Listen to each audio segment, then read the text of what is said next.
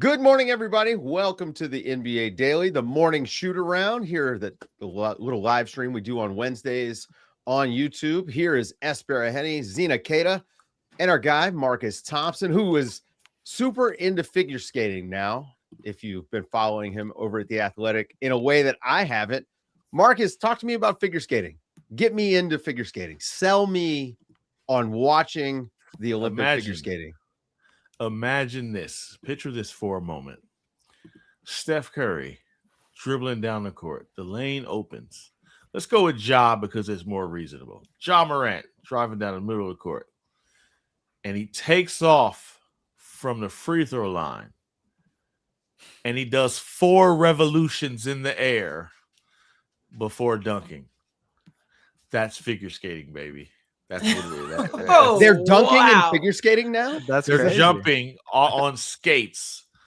So the big guy, the guy you will never miss come February. The guy, you know how when Olympics happen, then there's this one athlete or 2 athletes who they're everywhere all of a sudden. That guy's going to be Ilya Malinin, who is better known by his nickname of the Quad God.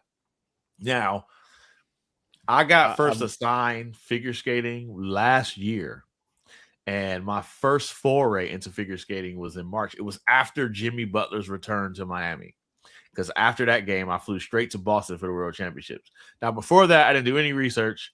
I know it was happening. I was busy. It was trade deadline season. I didn't have anything. I didn't have time for it, so I was like, I'll start paying attention when I go to Boston. Get to Boston, I see this guy that's known as Quad God. First thing I do is look at his legs. Like this little skinny dude. Let's see.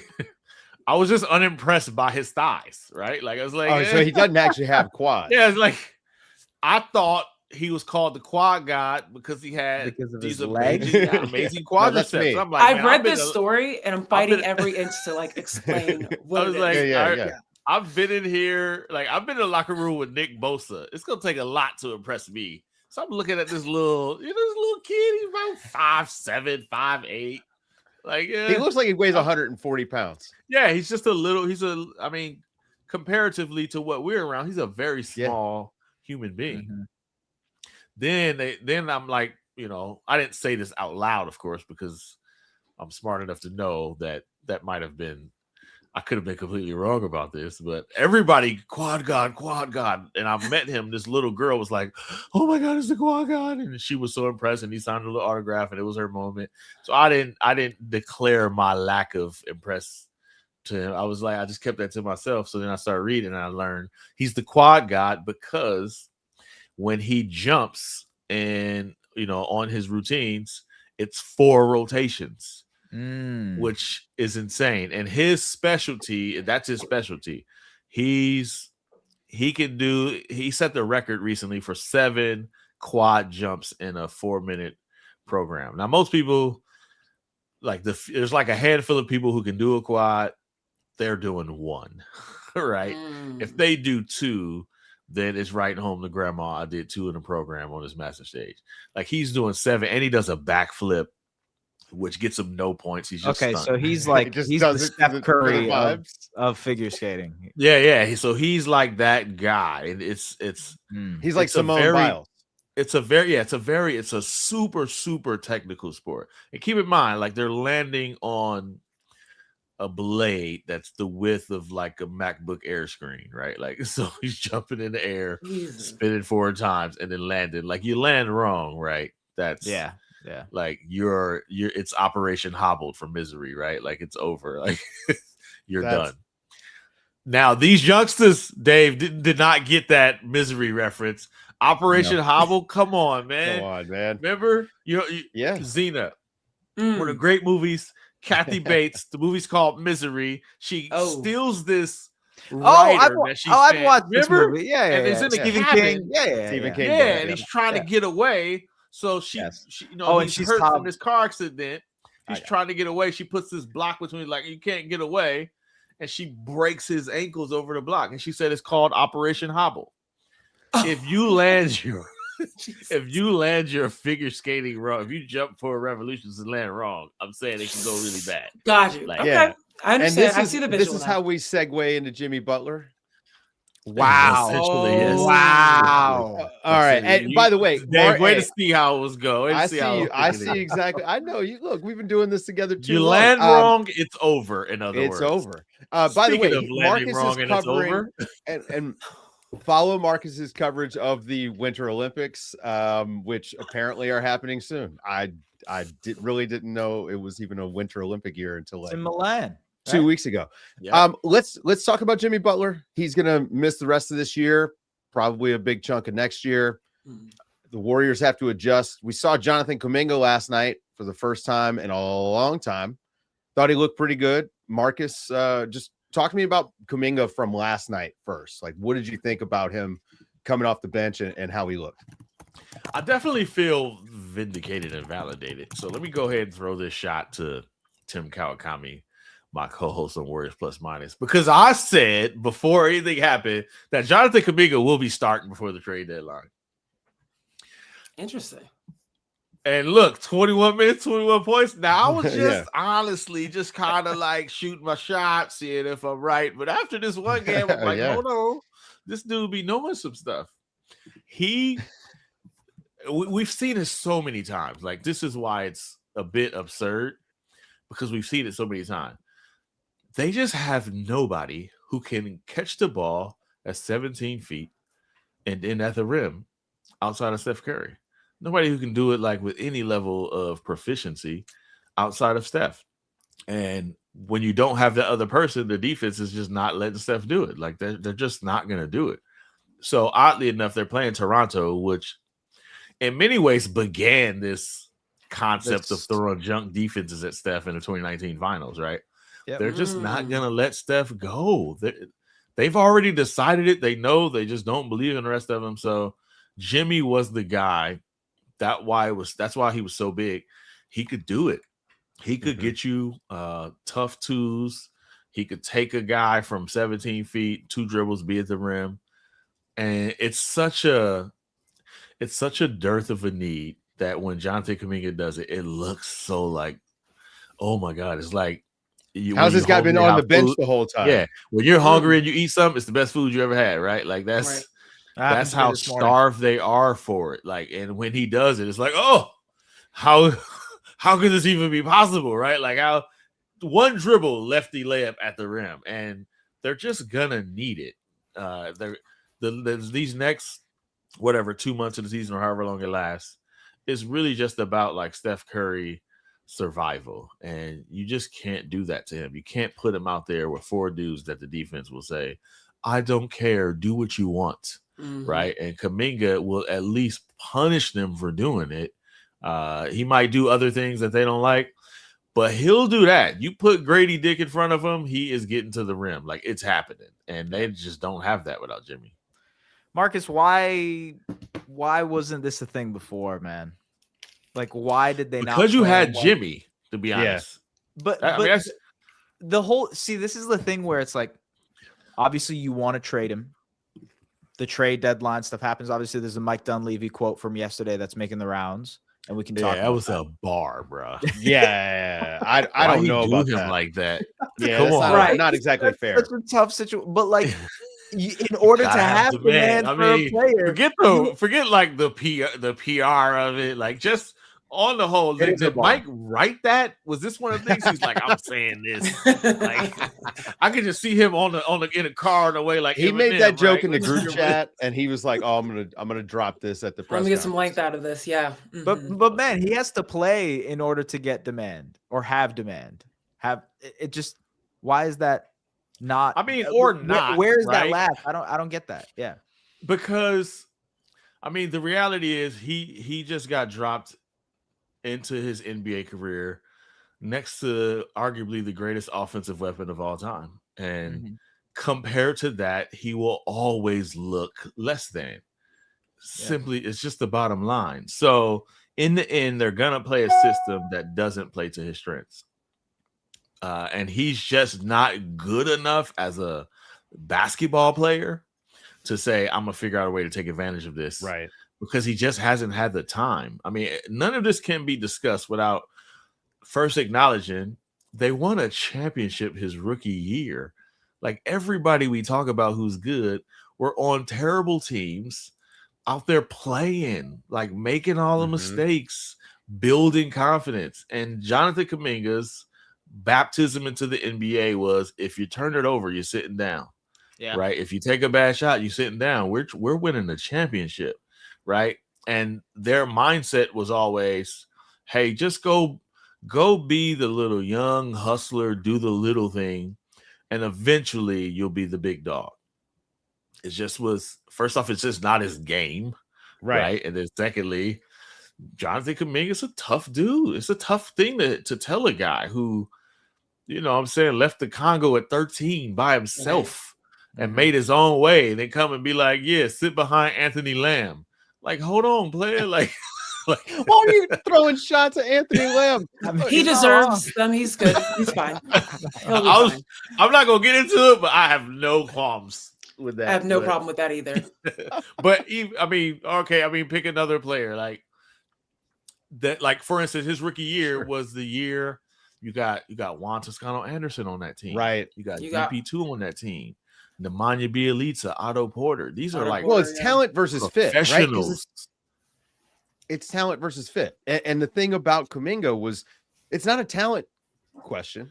It's him fitting. I mean, it is a talent question. But I think, But Zena's made this point, is that Jimmy Butler is able to play multiple ways, and Kuminga only has one way he can play, and it makes him less usable in all these various lineups that Steve Kerr likes to run. Correct. And that's what he's looking at. And all of these lineups are revolved around taking advantage of Steph or maximizing when Steph's off the court.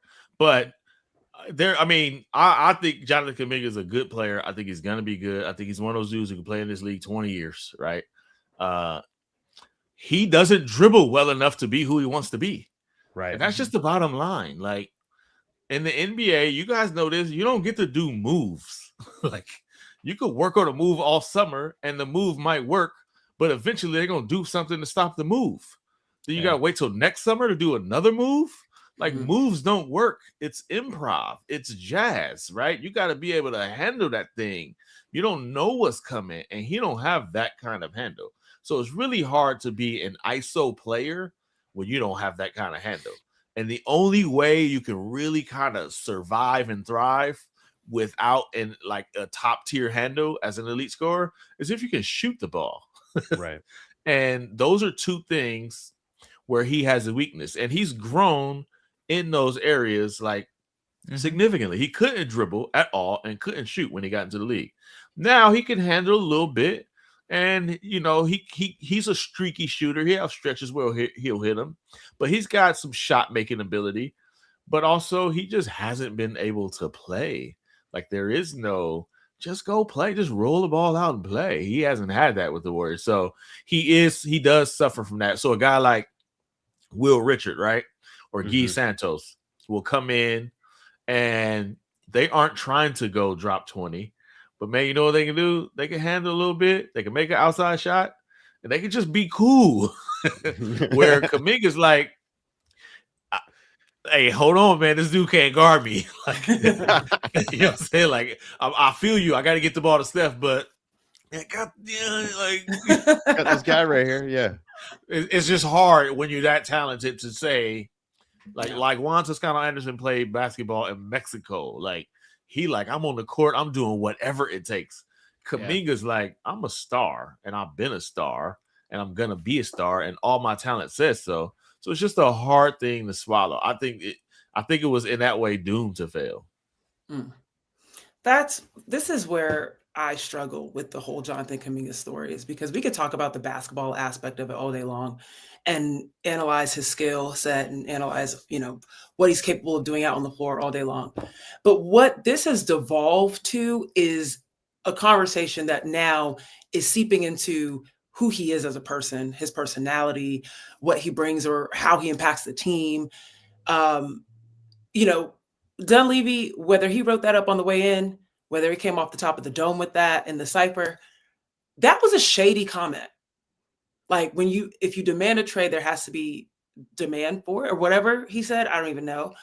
But that's a shady comment. And whether you feel a type of way about the way that his agent, Jonathan Kuminga's agent, has handled this whole situation and how he's communicated Jonathan Kuminga's situation to the public, to the media.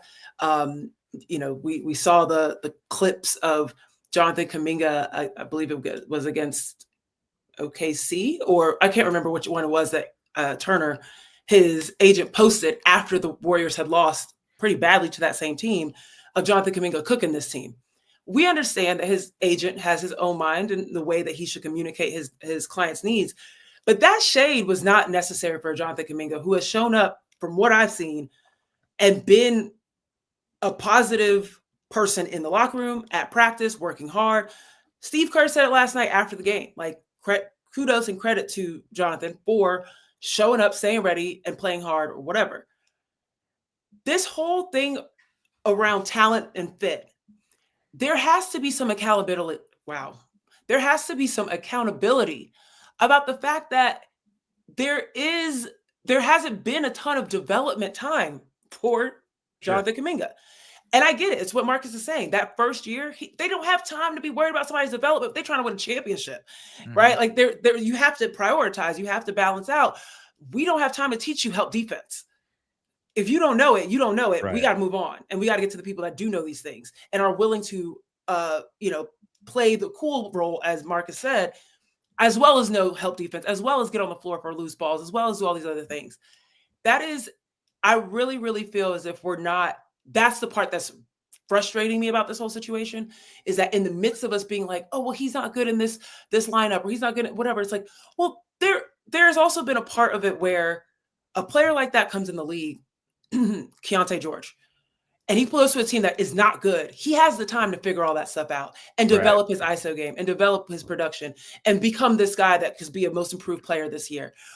Jonathan hasn't gotten that. Well, Peyton Watson maybe doesn't get a chance if he's on the Warriors, outside of the fact that he really defends, right? And if Kuminga defended, Watson didn't get a chance either. Like, he said, right. But if Peyton, and the Nuggets needed him, but if Kuminga defended at a higher level, I think he would have been playing. I think that the defense is a large part of it, as much as the offensive stuff and the fit. And it's because, like, Kuminga also has the tools to be a good defender. Like, obviously the size is there, the athleticism is there. I just don't think I would argue some of his natural stuff that actually he is lacking defensively.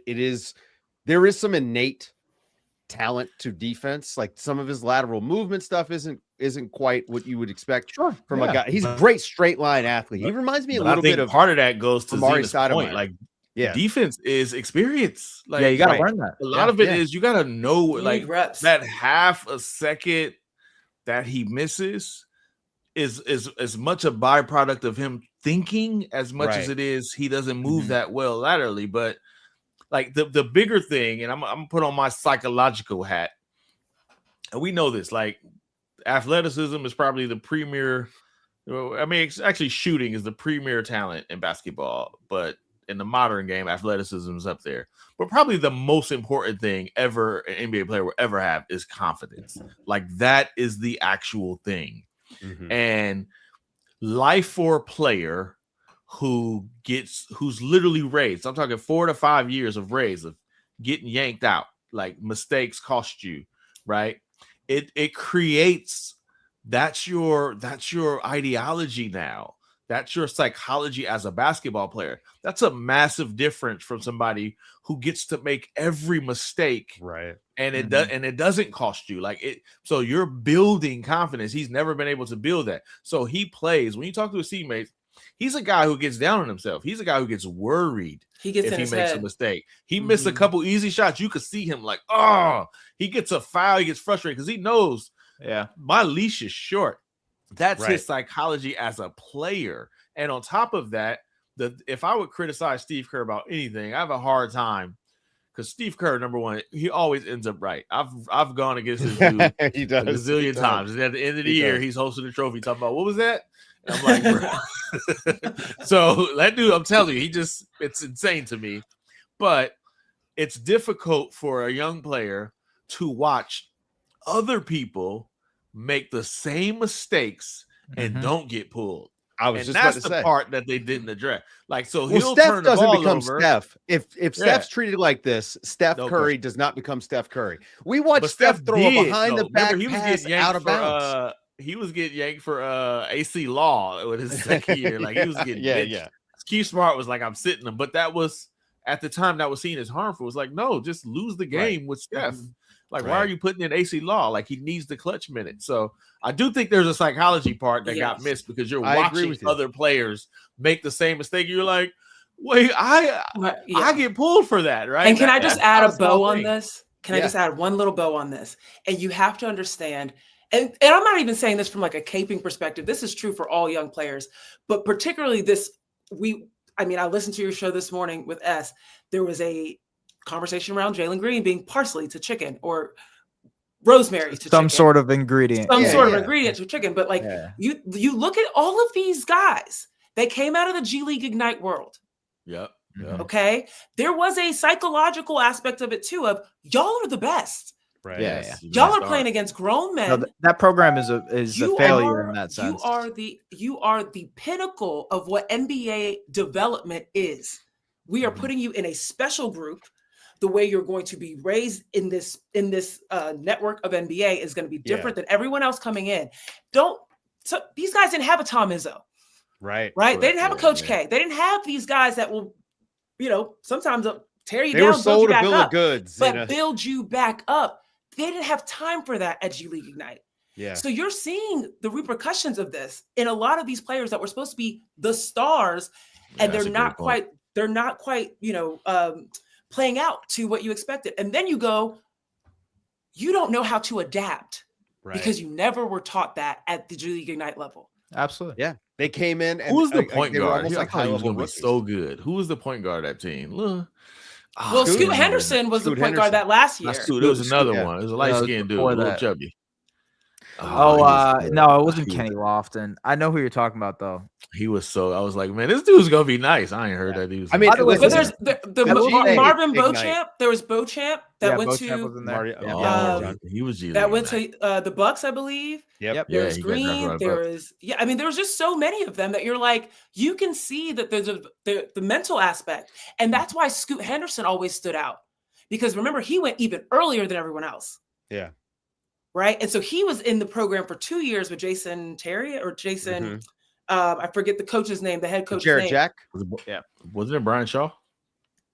I know his name was Jason, was a head coach, but I don't know. Either way, I can't. Either way, the point is, I remember talking to him about this at the G League level, being like, he was like, Scoot operates like a pro already, and so we don't have to teach him all these different things. Like he's, and Scoot also comes from a family of like, I don't know, 8 kids or something crazy like that. And they all have this kind of mentality. So he was already in his own boat. But a lot of these other ones, you can see that the star was really bright coming into the league. And now they're kind of getting a dose of reality. It's also, I'll just say this, like the G League in general, I think that's why a lot of guys struggle to translate into an NBA role, because in the G League, I don't know, a guy like AJ Lawson is a star, but you come in and you play for a team like the Raptors and you're not being asked to be a star. You're not getting star usage. You have to fill a specific role. Well, right? everybody in the G League, everywhere. Yeah, they can score 20 a game. They can shoot 36% from 3. So you don't actually know until they get up. Exactly. The G League Ignite was, to me, just Dyson one of the bigger Nix. failures. That's his guy. Nix. Oh, okay. That's the guy I was thinking about. Huge failure. All right, let's talk about what the Warriors do now. All right, we talked about Kuminga. We talked about Jimmy Butler. Are they going to be active on the trade market, or is this it? Kuminga is going to be there for the season. I think they're going to be active. The Warriors they're just on the anti-hustle program, right? They just won't. If they feel like they're getting hustled, they won't do it. That's just who they are. And this situation only heightens the other teams trying to hustle them. Like, oh, you really desperate now, right? Like, are you cooked? You need Michael Porter Jr. Yeah, right. Like, okay. And they might have to bite it, because whatever you do, you got to go back and tell Steph Curry, like, hey, we're shutting it down. Like we're not doing anything. It's just you and Well, Brandon Pajitsky, buddy. Like I'll ask this part then. Oh, no. This is something I hate to do, and I Okay, already know now, the answer to. Zena and I do not endorse this in any way. This is No. Listen. I don't The endorse Athletic it either. does not endorse this idea. This is Andrew. you know what? I'm just gonna blind endorse it then. After this all unendorsed, Oh, I'm Lord. endorsing it. I don't know. I'm if you blind want it. endorsing it. Let's go. I'm Are nervous. they? Does it ever get to the point? Because I know for a fact the human No. element The will make answer's it no. impossible. I know what Okay, you're gonna all say, right. man. You know what the thing is. Say it. Just say it. Because Trading not everyone Steph knows. There's no way they Curry trade at some Steph. point, You don't yeah. trade Steph. Never. I agree, by the way. I'm just for podcasting purposes, I have Yeah. to ask the question and then you Forbes just released their annual rankings about the most valuable franchises. Dallas Cowboys was number 1. Golden State Warriors were number 2. You don't doesn't happen trade without- Steph and Curry. You don't Yeah, trade yeah. the GOAT. Yeah. You don't I mean, trade like, the GOAT. You don't do it anyway in general, especially because Steph is so loyal to the Warriors that no matter what happens, and this thing shakes out, it doesn't work. Steph is the type of guy who'd be like, I'll stay, I'll take less money, let's build a roster. Right. You know, like there's no like whatever value you get from trading Steph is gonna be less than having because Steph. he's still he he's just Dirk. got named an all-star starter. Like he Yeah, yeah. still has Right. years left, in my opinion, to be very, So- very good. You know, But also they have to fill a $2 billion stadium, right? Like, Yeah. and that's the part. I know there's a basketball element to it, but there's also an entertainment element to it. Mhm. You don't trade Steph. He's still one of the premier watches in sports, right? Like, Okay. Now, but I want to go to Giannis because I this comes up a lot, and I compare Giannis to Steph. I think Giannis for the Bucks, he's their Steph Curry, and they should be doing everything possible to keep him. and begging, a smaller market, pleading. too, right? I mean, every single thing in the it's too. I think that I don't know. and- I go the opposite way on that one. because you I want him feel on the like- Warriors. No, I'm just kidding. No, he can go anywhere. I just do feel like the reason you can't trade Steph is not just because like you got to keep Steph. I'm saying they have an empire, right. And you think that and the you Bucks have just to replace the can't get there. empire. You're not replacing the empire. Like you know what I'm saying? Like the Lakers have to have somebody. Like you can't. It's the Lakers. That's what I'm saying. Like if you build this thing and you know they bought this team in what 2010, so you're relatively new at this juggernaut business. They just simply can't afford to go through an 8-year dark period. That's what they're worried about. They don't have the Dallas Cowboys of the Tom Landry. They don't have that. Right. They're like Rick Barry had a run a couple years and they won it in 75. That's it. Like It feels inevitable though that would happen. Like after Steph retires, there will be a dark period. Yeah, Like but that- you don't trade No, it Steph to don't. get to the dark period. that's never like we're talking a couple year dark period or a 10-year There- dark period because it- you're it telling depends. me when Yeah, Steph is gone, which means everybody's gone. Mhm. Nobody's taking that max contract from the Warriors. Hmm. They'll Right, have free their pick. agency. Yeah, Hey, yeah. come take the $11 billion empire Steph built. This is yours, right next to Silicon Valley. You don't think people will line up to take that money? Not to mention whatever crypto backwater deal. Like, you know what I'm saying? They Right. plant trees in the Here's Bay this Area. I believe. AI stock tip also. Like this I idea think- that okay, they're done. They're gonna get another star. Like that's if Steph is gone, that means they have all the money possible. To go Because out if and Steph get is back up. gone, everybody's gone. Yeah. So yeah. now it's like, okay, who wants this bag? If people will take the bag in Charlotte, if you take the bag in Which you're actually taking they the don't. bag in the Bay. They don't take the bag in Charlotte. Well, When was the last time they Miles- signed a free agent? Miles Bridges disagrees. Okay, well, he didn't have a lot of options. He wish he could get that bag back. Yeah. Yeah, I think that bag is sailed. All right. What about the rest of the West, man? Like, where's your head at these days with the Western Conference? I mean, the top of the West, I think we throw the Rockets in there, even though I don't truly believe in them. The top of the West is as stacked as I can remember as far as being competitive. I think any of the top 4 or 5 teams have a legit shot at coming out. They all have high ceilings, but surprisingly low floors, right? They can be really bad when they're bad. Like some of these Lakers games are just like, Oof. like Yeah. Mhm. they can just look like the most unserious team out. Like, what? What are you doing? Right? Like that was crazy. But then they also could just, catch fire and go crazy. I do think like Minnesota, Houston, the Lakers, I do think they're a step below Denver and OKC. Like what Denver is doing without Jokic, It's crazy. like not only are they getting the requisite reps, like, and people are being put in uncomfortable positions.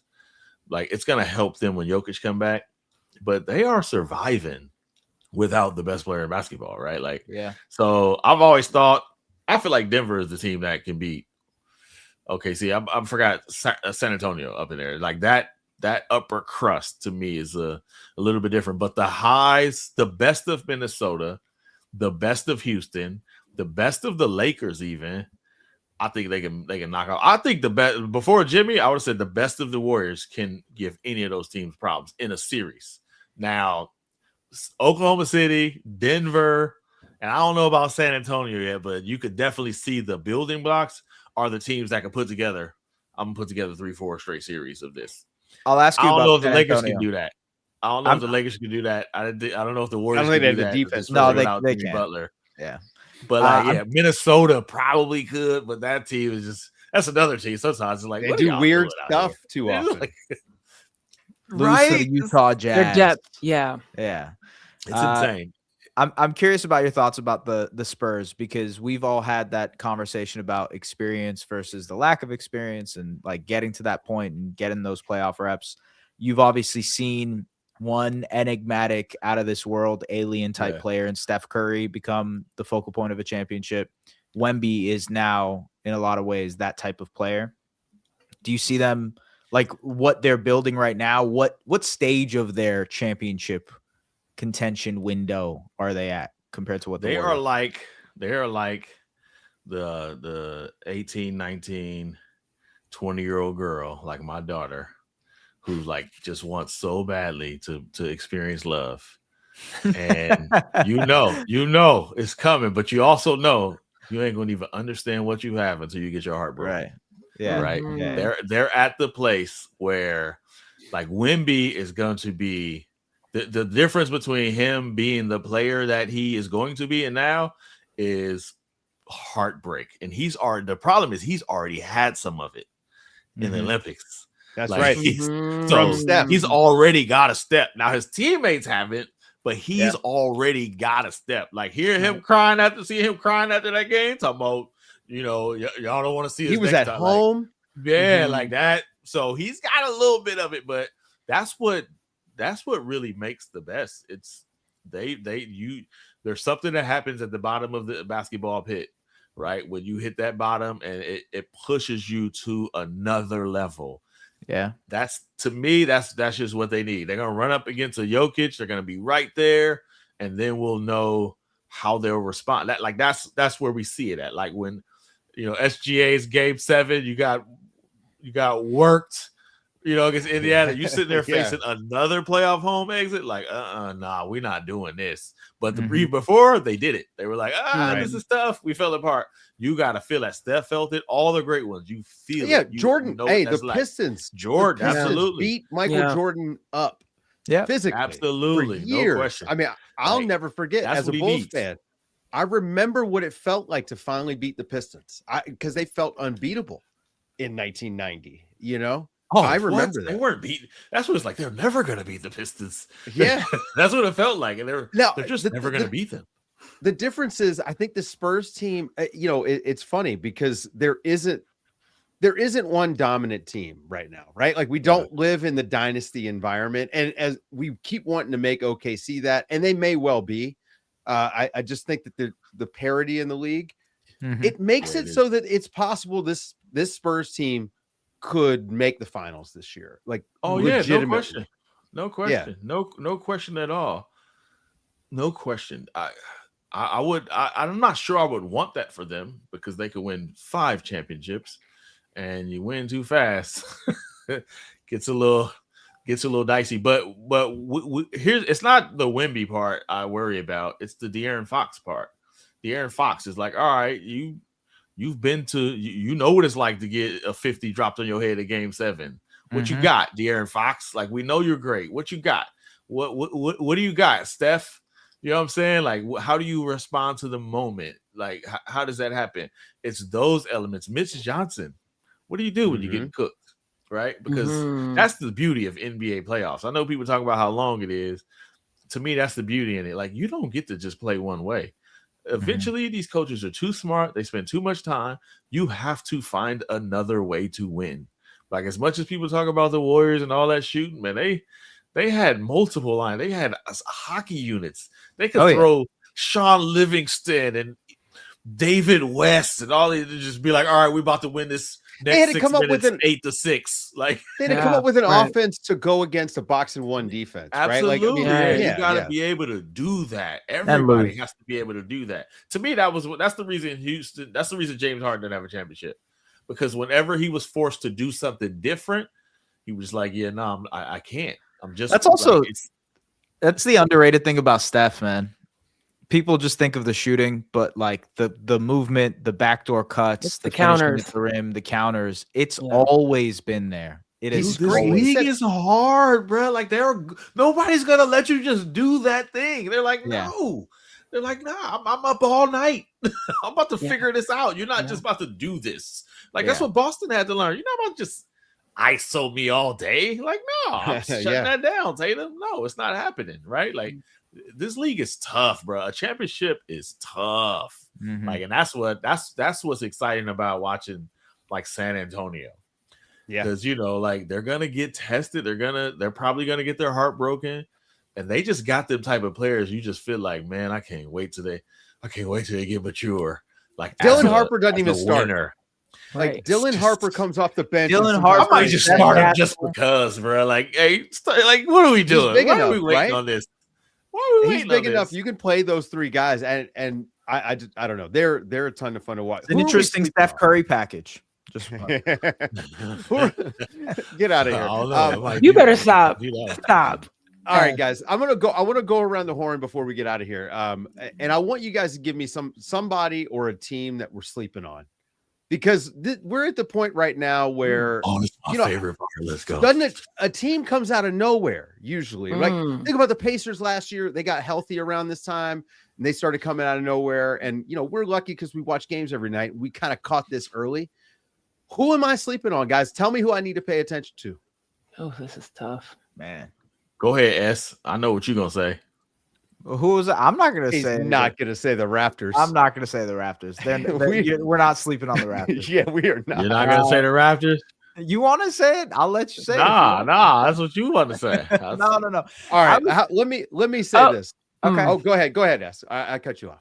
I was going to say, like, and this might not be sleeping on them because they have the second best record in the league, but it does feel like the consensus is, the Pistons are a fun team. Right.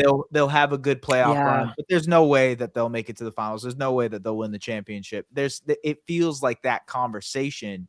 And we just talked about the Spurs and a young group that has to go out there and feel that heartbreak. They felt it to a little degree against the Knicks, but they haven't felt that big heartbreak. I'm curious if we're sleeping consensus wise on the Pistons and their chances to, one, make it to the finals, and two, who knows, once you're at the finals, maybe there's a chance to win a championship. That's funny you say that, as I actually was thinking the Pistons too. I was just like checking the standings and thinking of like, what games have I watched recently? I think that win against the Celtics this week that showed, okay, Pistons have a little bit more grit to them, and particularly that they have a little bit more flexibility to their game. We saw Cade Cunningham not be the guy, the scorer in that game. He was more of a facilitator. He was more of a defender, really. I thought he was phenomenal in that game from that perspective. And it's like, okay, the whole conversation this year has been who's going to be the number two with, to start the year, right? Who's going to be the number two? Then Jalen Duren is popping off, like doing the thing. We're like, all right, he's clear number two, but is there still enough? Is this still consistent enough? We need a third scorer. Ivy came back and hasn't been the guy. He hasn't been exactly what you need to see. And we've just seen a lot, like, we've seen a lot of people rotate into that third role, and we've seen that their defense is undeniable. And that might just be enough for them to give a lot of teams a really hard time. So I agree. I think that we've been sleeping at least on their capability. We've been coddling the Pistons a little bit. I feel like we've been patting them on the head. You know, it's the good, young, fun team. Yeah. Whereas with the Spurs, I think it's the Wemby factor makes them feel a little bit more real.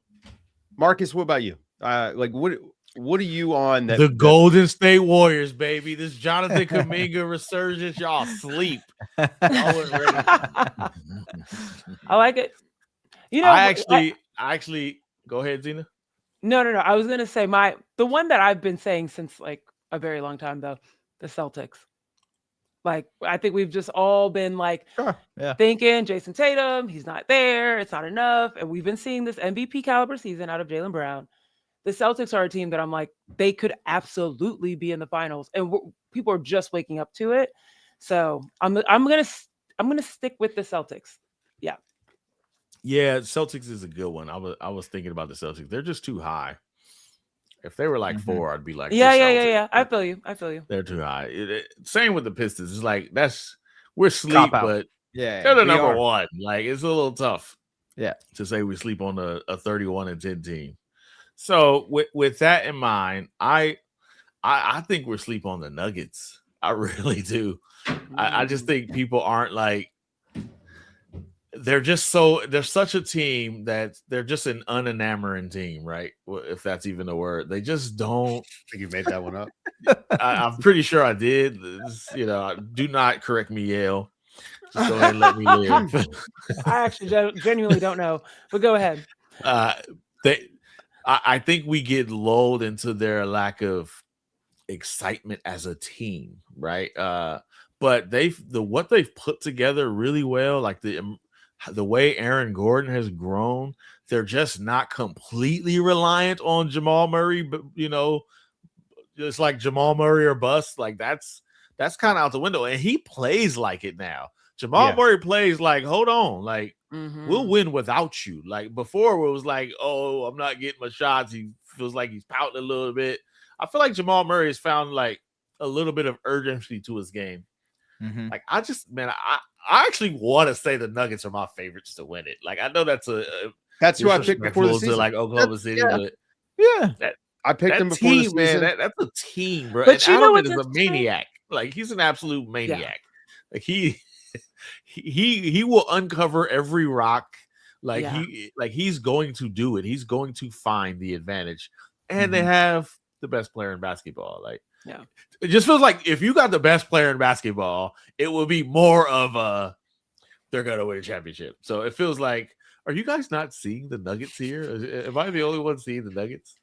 I like all of this and it fits because it's not for the reasons you think. For example, we thought Denver was going to do really well this season. Yeah, not for the reasons we've now seen. If you would have told me at the start of the season, Dave, you're like, yeah, the Nuggets are going to win this whole thing. And you would have been like, Spencer Jones is going to be the guy. Peyton Watson is about to tear all this league I'm sorry. Can you say know Spencer Jones again? It was so much in that name. What did Spencer Jones do to you? Listen, all right, Mike Dunleavy. You know what that was like? You know what that was like? That was like when Clay was saying, Draymond was saying Rodney Magruder, right? Like, Rodney Magruder. Rodney Magruder. Rodney. Oh, man. The point is, we all were looking at like, oh, Cam Johnson's going to come join this team. Yeah. That's going to be the difference maker, right? Bruce Brown is coming back. Now, he's been good for them, I think, but he's not been the reason this is changing around. It's exactly what you guys just laid out. Like Jamal Murray is playing with a chip on his shoulder, right? And they found these gems sitting on their bench. Peyton Watson. Aaron Gordon has must developed re-sign Peyton Watson. Yeah, we absolutely. weren't saying that. Yeah, right. Exactly. Aaron Gordon opened the season dropping 10 threes on the Warriors. Or what? Like, has there been a better like growth in shooting? Honestly, Aaron Gordon. Yeah. Like I always thought of him. He is going to be baseline, going back and forth, dunker spot, around the back, dunker spot. Yeah. Shooting threes. Also, the handle is money. Yeah. Yeah, the handle too. I don't think I've ever seen a guy like he shot 25% or something as a rookie. Like not even just like as a rookie. I don't think he shot 30% from three in the first few years of his career when he was in like Orlando. And now this dude is like, if he's open, it's bucket. Like you just feel it. Like, man, to me, anybody who can't shoot, like I'm like, Aaron Gordon has proven this thing. Like you could become a shooter. You know, it's a surprisingly hard skill that it does not develop very often. I mean, to your point, it's pretty rare that the guys, especially at that point in his career, it's easier to go from bad to okay than it is to go from okay to elite like he did. And he was bad when he first came. Listen, look at this. I'm looking it up now. He has more years, 4 years, under 30%. And he's got the last 2 years over 40.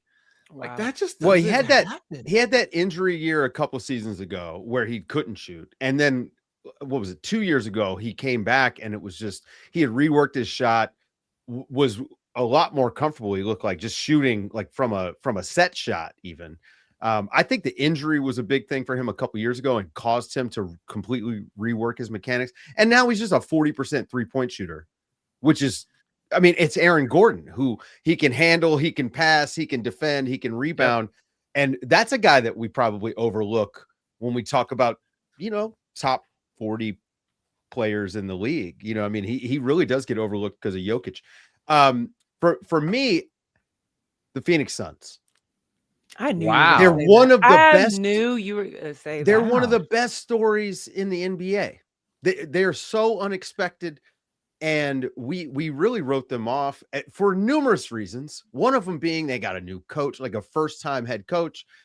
Who's their GM right now? Right? We completely they traded Kevin Durant, and we just said, you know what? Oh, they're toast. They're toast. Turns out they're not. I mean, they've not only have they stumbled onto some good players like Colin Gillespie, but Devin Booker's having an amazing season. I mean, as we talked about it on the show that came out this morning, because they had this game last night against the Sixers. But I just think that what they've done, they've set themselves up, and they're not competing for a title this year, but they've set themselves up so that if they can figure out a way to make a few moves on the margins, look at what the Cleveland Cavaliers did post LeBron James, where they started hopping in. Hey, I'm gonna pick up a second round pick here. I'm gonna toss in a two-way guy here and get some assets. They might be back in the title picture in the next 2 or 3 years. Like the West is stacked. We got to get some of these teams moved to the East. Okay, all right, back. I mean, when we had the conversations about teams in the title picture, all right, to be fair, they were never really in the title picture. But I think the Suns have been a great made it story. to the finals. 2021, I'll give you that. They are also a free agency destination. Apparently, players love playing in Arizona, love playing in Phoenix. The weather in the winter there is amazing. Weather, golf, etc. Yeah, all that is a part of it. They are a huge market too, which I think gets undernoticed. Phoenix is a massive market, so there's always going to be interest in guys going there. I think that's part of why KD wanted to go there. So I think that also helps them in eventually building. And they don't have a great pick situation right now just because of how much they've spent to go out and, you know, kind of pursue that championship window. But I agree. They're having a good season. They're bucking expectations. I'm surprised no one has brought up the Timberwolves here because I was gonna ask who's the most disappointing, and then I was gonna say the Timberwolves. Oh wow, the Timberwolves are disappointing. See, they are losing too much. They're the 7 seed. But what are we? It's because they keep doing stuff like losing to the Utah Jazz. Yeah, the thing is, exactly. What are you doing? You talked about this. Once they get to the playoffs, don't you think that the Timberwolves between Anthony Edwards, and I think they can beat anybody in this league. Okay. They do this every year. They do this every year, and then they. But part of the problem is because they're on the road for Game 7 because they lose to the Jazz. Like, right? They should be a 4 seed. Like, what are you doing? Like, and you watch them play. They make you throw stuff at the wall. It's like, what are you? Every now and then, Jaden McDaniels, who I feel like, I think the championship teams have the best role players, right? And Jaden McDaniel is like Aaron Gordon. I mean, just top shelf elites, like the Louis Vuitton of role players, right? But the problem with that is sometimes these dudes think they are the star. And that's when they lose to the Jazz. When you want to come down and be like, oh, 23 seconds of the shot clock. Like, everybody need to take a breath. They do it too much. Julius Randle would just like sidestep a 35-footer. I really wish you could see Marcus Thompson's neck just going back and forth. Hey, listen, this is why if you're listening to the it drives me show, crazy. If he gotta takes join us another on sidestep YouTube. 3, Julius Randle, I'm gonna have a heart attack. Like you're not a sidestep 3 shooter. I don't care that you can make it. The probabilities are very low. Stop sidestepping. You're not Damian Lillard. Like it drives me crazy that this shot is doing. They could beat Oklahoma City. I'm 100% convinced. They have a championship caliber team, and they're 7th. They're like a half a game ahead of the Warriors, who like are hanging on for dear life. Like, what are we doing here? they're behind the Suns, who we had no expectations for whatsoever. All right, I just love Ant, and I think he should be at the top. And he's crazy. Could have been a Golden State Warrior. Just putting that out. This was for sure our most slanderous morning shoot around, and maybe the most slanderous podcast we've ever made. Spicy. Did I do that? Yeah, You said we were you said you brought the black today. man on, and it got That's slanderous. right. Is that what we said? Ah, Okay. That's exactly what I Okay. said. You lucky everyone- you got about what everyone 9 more quote me days on for that that one. because in February we ain't taking none of that. Everybody quote me on that one for sure. We brought Marcus Everywhere in we need to be just playing spread the coming hate to today. American music and throwing roses at Zena's feet. Rose petals. I will admit that Zena worked on Martin Luther King Day, and I felt bad about that one. All right, guys, that's going to do it for the done. show. Thank you, guys. If you're listening to this pod, come and join us on Wearing YouTube. the LeBrons, the Lorraine. Oh my no. God. We're man. not touching that one. I'm Sorry. going to get us out of here before Marcus gets me fired. For Baraheni, Zena Keita, and the great Marcus Thompson, I'm Dave DuFour, and this has been the NBA Daily Morning Shoot Around. Join us next week on YouTube. Leave us a 5-star review. Marcus, if they don't leave us a 5-star review, what can they do? I feel like I'm supposed to say something, but I don't. You remember. used to You say have a this all the time. tagline. You What had was the it? little I don't remember. I'm Marcus. old. it's like keep it or something if you don't have anything good to say. Oh, keep it to right? yourself, you haters. There you go. I think that was That's it. right. I don't know. That's It was that. It was that. We'll see you guys next time.